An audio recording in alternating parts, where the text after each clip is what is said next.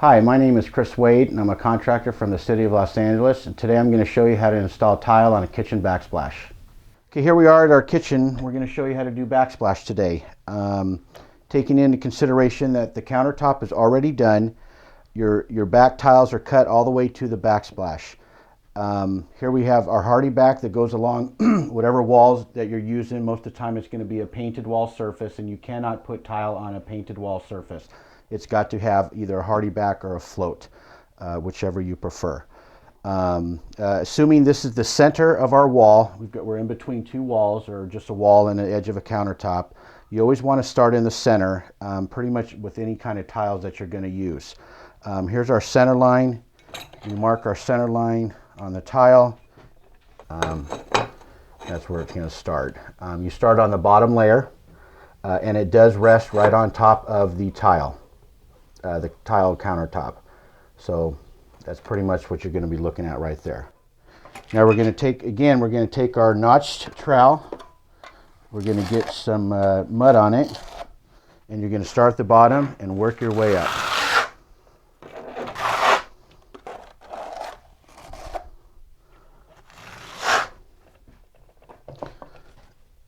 Just kind of spread it around at a 45-degree angle, like so.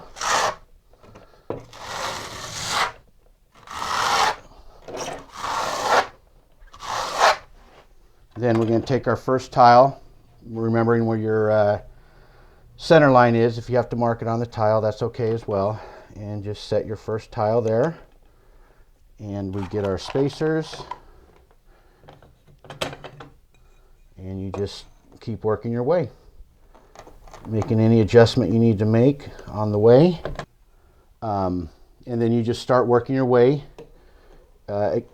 As always, you don't put down as much thin set as you're not going to, or only put down the thin set that you can use. And you just work your way and get your first layer down, which would be your first course, bottom layer. And you just go from your point from one end to the other. And then you just, now there are a couple ways you can lay your tiles. You could either do them where the lines line up, or you could stagger them. The better look, I think, is to stagger them so you don't have one continuous line. You can take, you take your second layer, and you take the center of it and you line it up with the grout line on the one below it. You can see, and it kind of gives it a staggered look all the way across.